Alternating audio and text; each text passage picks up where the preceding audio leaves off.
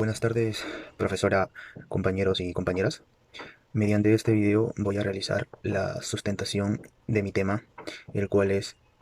si se debería implementar el lenguaje inclusivo en el ámbito académico. Mi postura sobre el tema planteado es que no se debería permitir el uso del lenguaje inclusivo en el ámbito académico, eh, encontrando así tres argumentos que refuercen mi postura. El primero de ellos es que los símbolos y la letra usada para el lenguaje inclusivo no tienen relación fonética. Y segundo argumento es que instituciones y expertos de lingüística consideran que el uso del lenguaje inclusivo deteriora el lenguaje.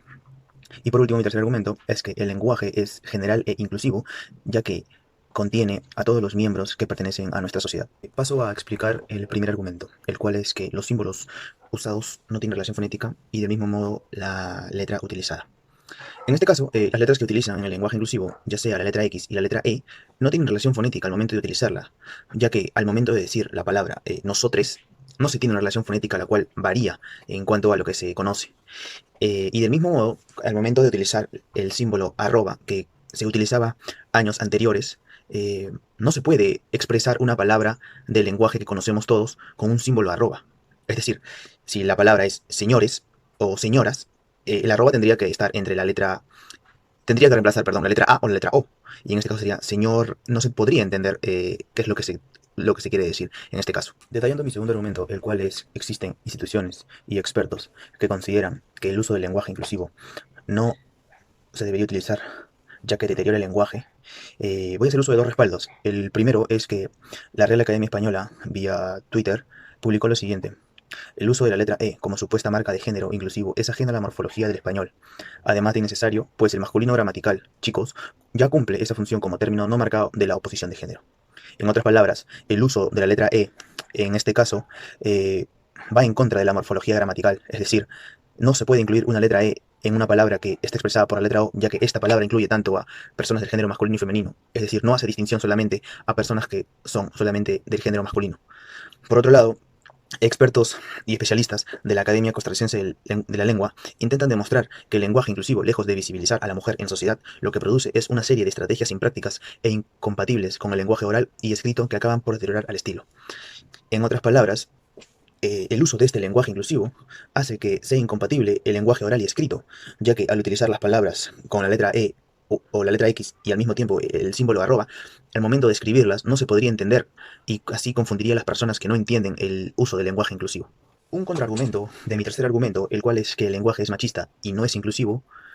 según la lingüista Loreta Alba, este fenómeno tiene que ver con el hecho de que las personas de género no binario no se sienten representadas con el uso de ciertas vocales de los pronombres, lo cual es válido desde su posición. En otras palabras, las personas que son de género no binario, es decir, femenino o masculino, no están de acuerdo con el uso de las letras A y O, es decir, por ejemplo, chicos y chicas, son ellas quienes hacen el uso del lenguaje inclusivo al utilizar la letra E en las palabras, es decir, chiques, nosotres y más ejemplos. Sin embargo, esta oposición contra mi tercer argumento puede ser debatida, ya que nuestro lenguaje que conocemos es inclusivo, ya que según el doctor Adolfo Constella, quien es lingüista, considera que el sustantivo masculino se utiliza para designar a grupos mixtos o a personas de ambos sexos de manera indistinta. A este se le denomina término no marcado de la oposición. En otras palabras, las palabras que generalizan a personas de género masculino y femenino no es exactamente que generalicen a hombre y mujer, sino todo lo contrario, que generalicen a las personas quienes pertenecemos a toda nuestra sociedad, es decir, personas que se encuentran dentro de la comunidad LGTBIQ y a las personas que se consideran dentro del género masculino y femenino. Entonces, bajo estas palabras del doctor Adolfo Constella, el lenguaje que conocemos y que se nos ha enseñado años atrás y que conocemos todos es un lenguaje inclusivo que acoge a toda persona que está incluida dentro de nuestra sociedad. Por otro lado, la Real Academia Española, vía Twitter, publica lo siguiente. Lo que comúnmente se ha dado en llamar lenguaje inclusivo es un conjunto de estrategias que tienen por objeto evitar el uso genérico del masculino gramatical,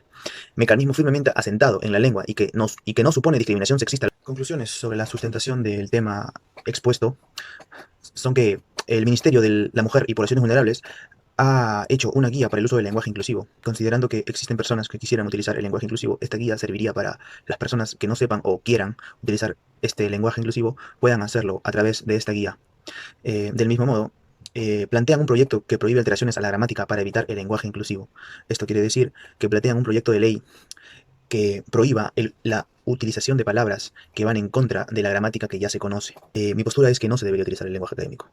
eh, ya que se desvirtuaría el lenguaje que ya conocemos y que se nos ha enseñado desde la etapa del colegio. Es decir, sería hacer un cambio de todo lo que se nos ha enseñado para poder llegar al lenguaje inclusivo y que este sea un nuevo modo de comunicarnos vía escrita y oral.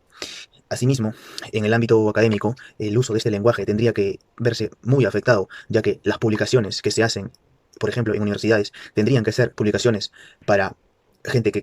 para personas que se consideran dentro del lenguaje que conocemos y personas que se consideran dentro del lenguaje inclusivo. Esto quiere decir que se tendría que hacer dos tipos de publicaciones y del mismo modo, en el lenguaje oral, las personas que consideren su lenguaje el inclusivo se tendrían que comunicar mediante ese lenguaje. Y las personas que no se consideran dentro de ese lenguaje inclusivo no tendrían que hacerlo. Esto quiere decir que las personas que consideran que su lenguaje es el inclusivo, que no se debería utilizar el lenguaje académico, ya que se desvirtuaría el lenguaje que ya conocemos y que se nos ha enseñado desde la etapa del colegio. Es decir, sería hacer un cambio de todo lo que se nos ha enseñado para poder llegar al lenguaje inclusivo y que este sea un nuevo modo de comunicarnos vía escrita y oral.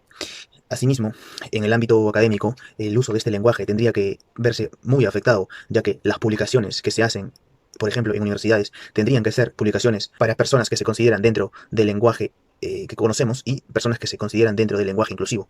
Esto quiere decir que se tendría que hacer dos tipos de publicaciones y del mismo modo, en el lenguaje oral, las personas que consideren su lenguaje el inclusivo se tendrían que comunicar mediante ese lenguaje. Y las personas que no se consideran dentro de ese lenguaje inclusivo no tendrían que hacerlo. Esto quiere decir que las personas que consideran que su lenguaje es el inclusivo tendrían que estar preparadas de la forma que puedan expresarse en el modo del lenguaje inclusivo y al mismo tiempo en el lenguaje que todos conocemos. Espero haber podido convencer sobre el tema tratado y muchas gracias por su atención.